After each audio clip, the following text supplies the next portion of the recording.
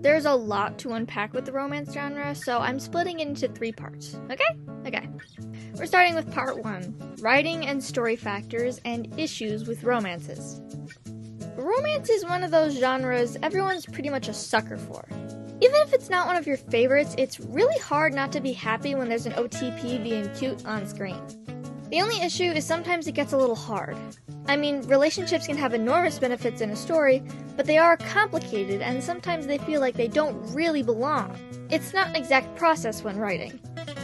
Now, at the time of this recording, I have never been in a romantic relationship before, but I know plenty of people who have had all types of relationships, good, bad, meh, unavailable, and I watch way too much TV, so even if I have a bit of a blind spot, we're gonna go ahead with this anyway, because I can probably do movie romance better than the real stuff.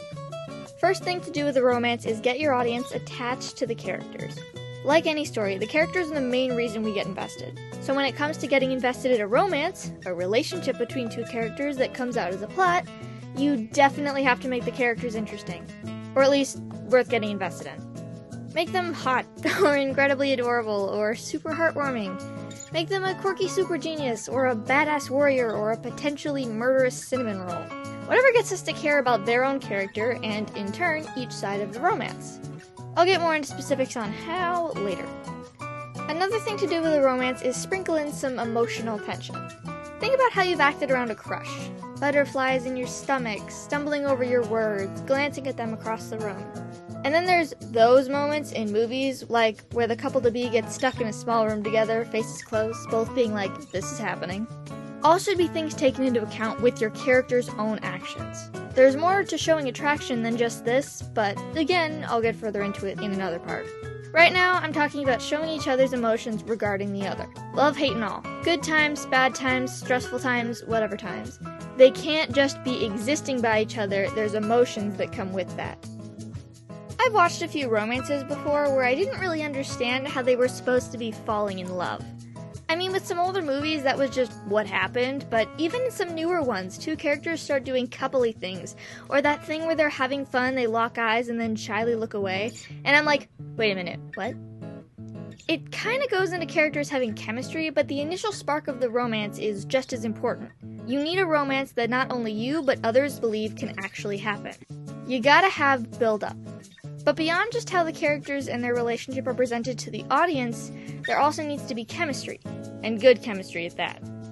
Good chemistry starts with well-written, engaging characters. We can't see why a relationship works without knowing the characters. Likes, dislikes, close friends, enemies. Character interactions should also be dynamic, with an even push and pull, so one character does not dominate the other, and the relationship remains compelling and engaging.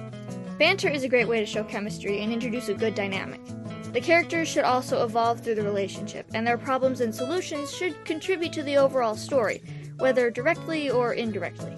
It's all still part of the same story and should connect to an extent. Ever notice most romances have that "and they live happily ever after" feel without it really being said? They tie up the ends, make it all neat and pretty, not a problem in sight. Pretty idealized, to be honest. Of course, then there's the more unappealing and occasionally satisfying version of they don't end up together, but they enjoyed their time together and they part on a happy note and we're all crying. The majority of the time, a romance, whether it be the main plot or a subplot, will end with some optimistic outlook or have very few visible problems at the time the story ends. That, of course, is not really realistic, but for a story, it's pretty nice. It really just has to end completed, whether they end up together or not. I'll tell you right now, I do not mind a bit of romance in stories. I don't like to see it everywhere, but if a romance subplot pops up in a show that actually makes sense, then I am all for it. Whenever I end up writing a romance, it's typically after writing a few interactions between 2 characters and realizing, oh crap, they're cute together, and then just going with it. That is, unless I am extremely determined to give them a different relationship or have something else happen in the story. And of course, there's always that possibility of the relationship falling apart and not making sense later. Then I just delete it. Aside from that, I can't tell you how many romances I've written that are completely unintentional but end up kinda decent. So that just leaves one really big question. What makes a romance plot work?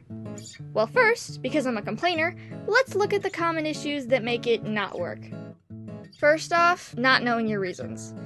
Most of the complaints that come from a romance stem from it doesn't make sense.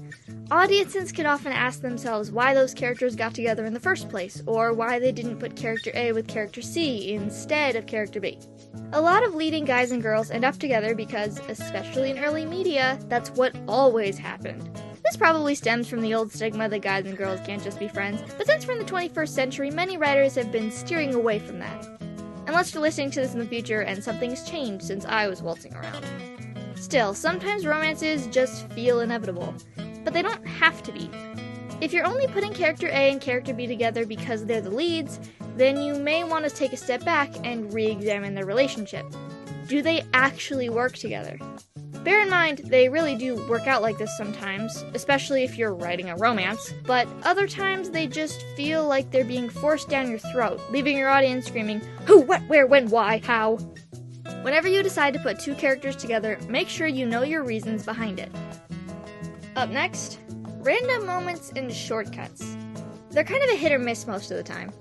Sometimes writers act like all they need to do is have dramatic eye contact for 10 seconds and bam, relationship written.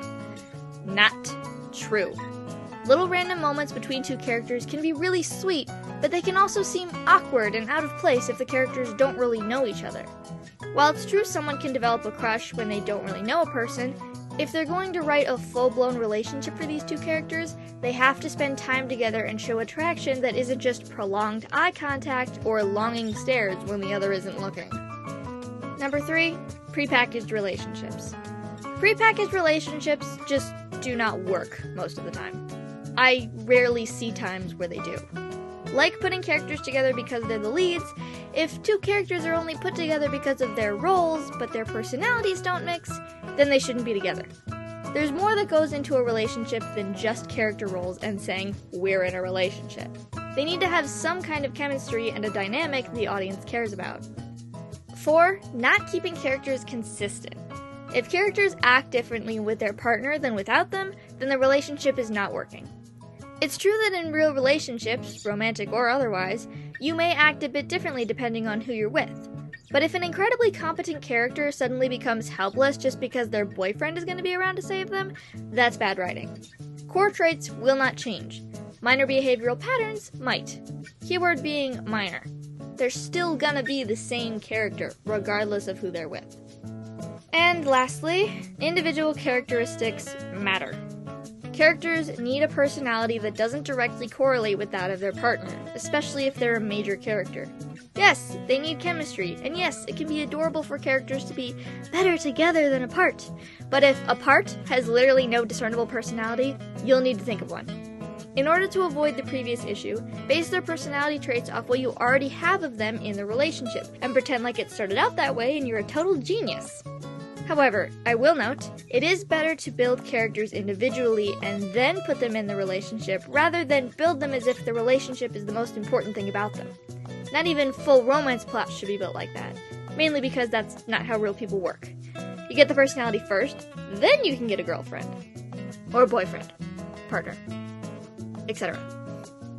Anyway, that's it for part 1. Stay tuned for part 2, types of OTPs and love triangles.